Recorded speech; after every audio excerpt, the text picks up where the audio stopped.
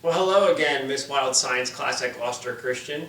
My name is John Wynn, and I'm the youth pastor at Aldine United Methodist, just to remind you. And I'm back again. Last time I told you about the history of NASA and what NASA is.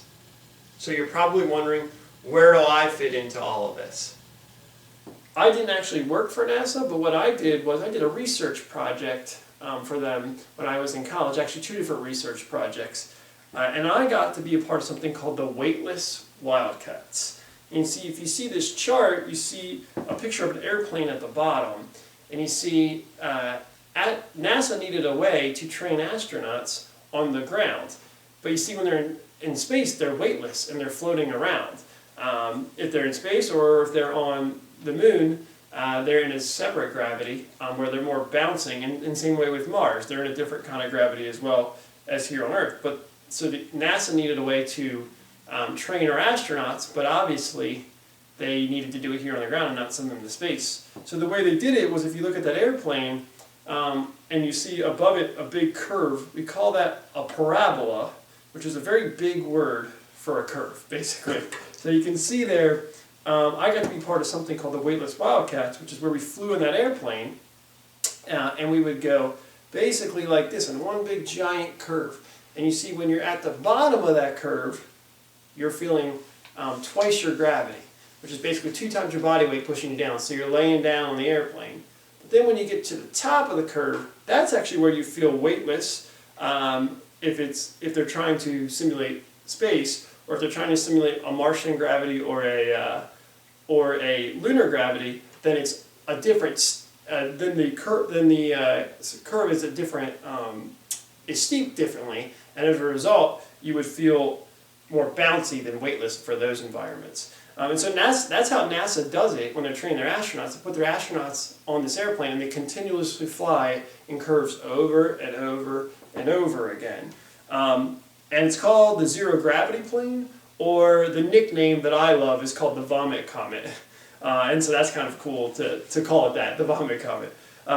But so they put the astronauts on there to train them, to get them to understand what it's like before they send them up to space. And so we, as a result, me and my team when I was in college, we got to do this twice. The first time we went on the airplane, and we were trying to understand, we actually did our experiment in lunar gravity, so we were trying to simulate being on the moon. And what we were trying to find out was, you can see these pictures of what we were trying to do.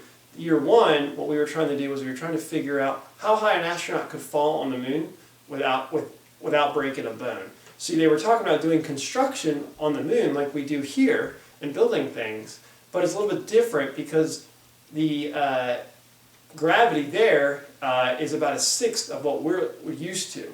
So what happens is it's more bouncy, basically. You don't float on the moon, but you bounce a lot more. So that gets difficult when you're trying to build things. So they wanted to know how high you could fall on the moon without breaking a bone. So we basically had a big metal rod, if you will, and that metal rod, we had it basically drop on different surfaces when we were in that, quote unquote, lunar gravity. So that was cool, and that was really cool. Then the next year, we got selected again to do it, but this time our experiment was in space. So it was zero gravity. So the entire time we were doing our experiment, we were weightless. And so that experiment that year was, you can see some pictures here, and the whole point of that was they wanted to see how they could give a shot to an astronaut while he was weightless. You see, you don't really think about it, but there's always a bubble in a syringe when you get a shot. And here on Earth, you just flip it upside down and squirt it out a little bit before you give the shot, and the bubble's gone. And so that's not a problem. But in space, you can't do that. It doesn't work because everything's weightless. So you have to have a way to get the bubble from the front of the syringe to the back of the syringe. So we were playing with different size syringes and different liquids to try to figure out how to make that happen. Because they wanted to be able to give astronauts shots in space for vaccines and things like that, just like we would here on Earth. So we had to figure out a way to do it. So we basically had what we call a centrifuge, which is a very big word. But basically we put different sized syringes on a cylinder, and we spun them at different speeds. And the whole goal was we were trying to see how fast we could spin them to get the bubble to move in space. Because again, it's easy for us to do it here on Earth, but it wasn't that easy for astronauts up in space. So we got to do that in my second year, and that was really cool because instead of lunar gravity, it was weightless the entire time. So what would happen is every time you'd go, you'd do a certain number of curves, and you would experience, again, at the top of the curve, what they were trying to simulate, whether it was the lunar gravity for my year 1 or my year 2 where it was the weightlessness. And you would get to experience that for about 30 seconds each time. And then as soon as that was over, they'd get you down on the ground and get ready. And then at the bottom, when they would come down at the bottom of the curve, that's when you feel like twice your weight pushing down, so you'd have to basically be on the floor ready to go. And then you'd start to come out of it and you'd get weightless again. So I have a video that I want to show you that really shows you what it was like. And it's kind of a compilation of you'll see me in some of the footage, but you also see some footage from some of the other schools that were with us when we were doing research on this airplane. So take a look.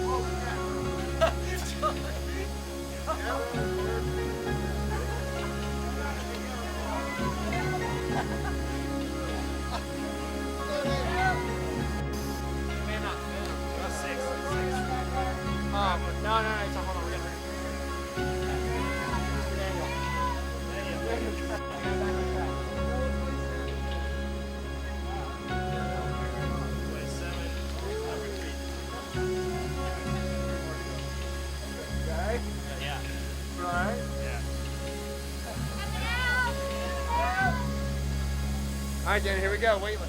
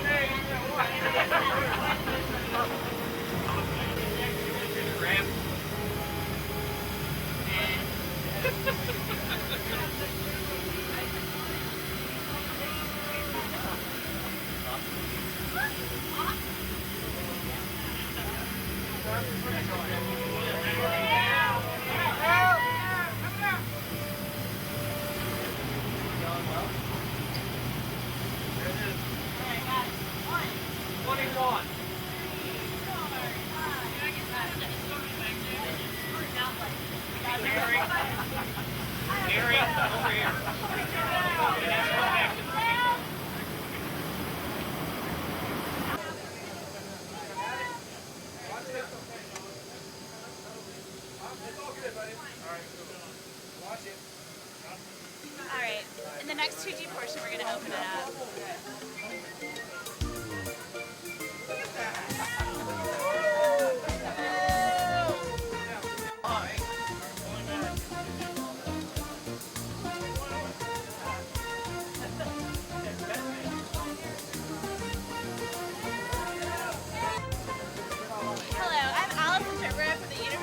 I'm here with my teammate Hannah Grice, and we're working on positioning air bubbles and syringes for astronauts when they have to give medical injections in zero-G. In our test rig we have a plate that spins around and cameras that record the motion of the bubbles.